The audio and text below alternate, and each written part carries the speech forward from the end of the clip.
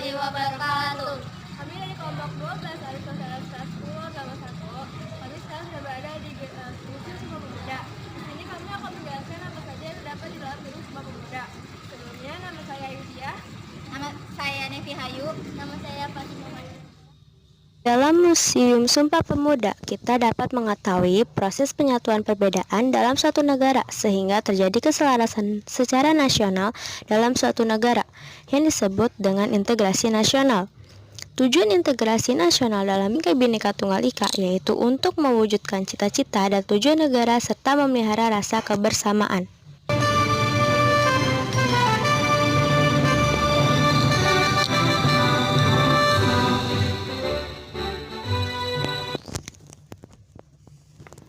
Kebinekaan bangsa Indonesia berdasarkan kemajemukan horizontal terdiri atas suku bangsa, agama, kebudayaan, bahasa, adat istiadat, dan ras.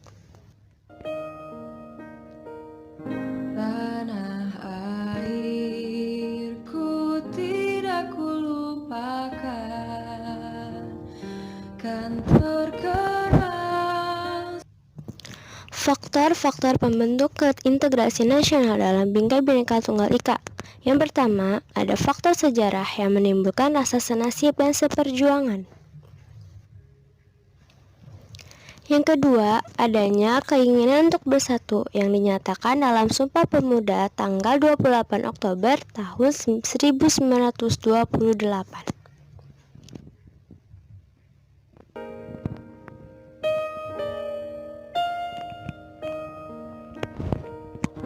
Tanah airku tidak kulupakan, kan terkenal selama hidupku.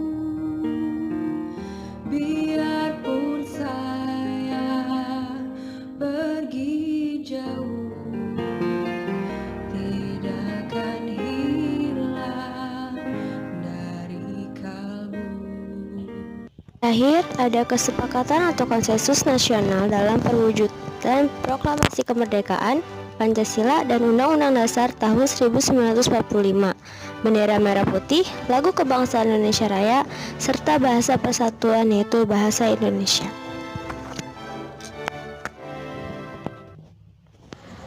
Proses integrasi nasional di Indonesia berkaitan dengan Sangga Pramuka, diantaranya yaitu Sangga Penegas. Nama ini diambil dari peristiwa Sumpah Pemuda pada tanggal 28 Oktober tahun 1928 pada saat Kongres Pemuda kedua. Pada saat inilah bangsa Indonesia mulai menyatukan para pemuda di seluruh daerah di Indonesia untuk berjuang dan berdiri dari ketertindasan. Istilah Sumpah Pemuda tidak muncul dalam putusan Kongres melainkan disematkan setelahnya. Sumpah Pemuda. 1. Kami putra dan putri Indonesia mengaku bertumpah darah yang satu, tanah air Indonesia. 2. Kami putra dan putri Indonesia mengaku berbangsa yang satu, bangsa Indonesia.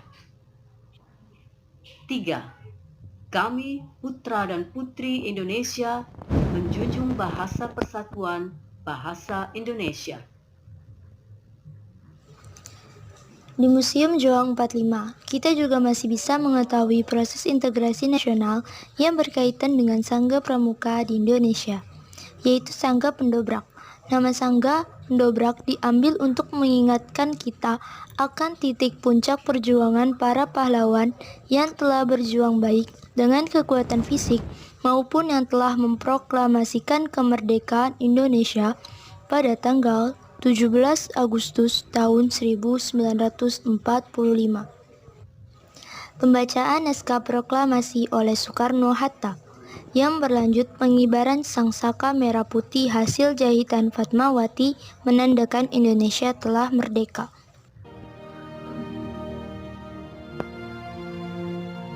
Proklamasi. Kami, bangsa Indonesia, dengan ini menyatakan kemerdekaan Indonesia. hal-hal yang mengenai pemindahan kekuasaan, dan lain-lain diselenggarakan dengan cara saksama dan dalam tempo yang sesingkat-singkatnya. Jakarta, 17 Agustus 1945, atas nama bangsa Indonesia, Soekarno-Hatta.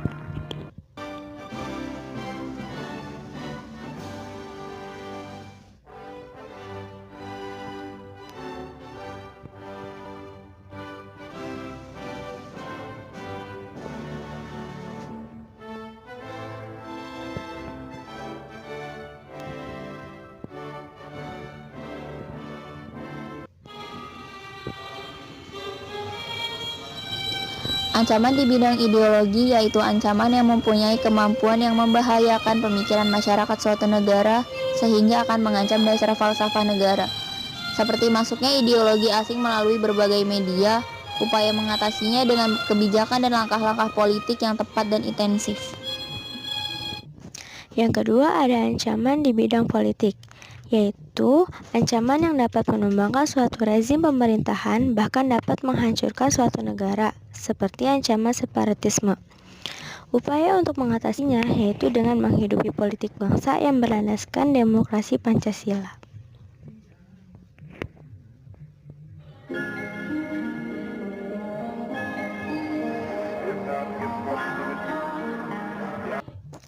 Selanjutnya ada ancaman di bidang sosial budaya. Ancaman yang berdimensi sosial budaya dapat dibedakan atas ancaman dari dalam dan dari luar. Ancaman dari dalam didorong oleh isu kemiskinan, kebodohan, keterbelakangan, dan ketidakadilan. Dan ancaman dari luar yaitu penetrasi nilai-nilai budaya dari luar negeri yang sulit dibendung. Contohnya, munculnya gaya hidup konsumtif dan selalu mengonsumsi barang-barang dari luar negeri, munculnya sifat hedonisme, dan adanya sikap individualisme. Upaya untuk mengatasinya, yang pertama, membangun kesadaran akan pentingnya integrasi nasional. Lalu, mau dan bersedia untuk bekerja sama dengan segenap lapisan atau golongan masyarakat. Dan menjaga persatuan dan kesatuan bangsa. Yang terakhir, ada ancaman di bidang pertahanan dan keamanan. Ancaman non-fisik dapat berupa kejahatan internasional, misalnya imigran gelap, penyelundupan narkoba, bajak laut, dan pencurian kekayaan alam.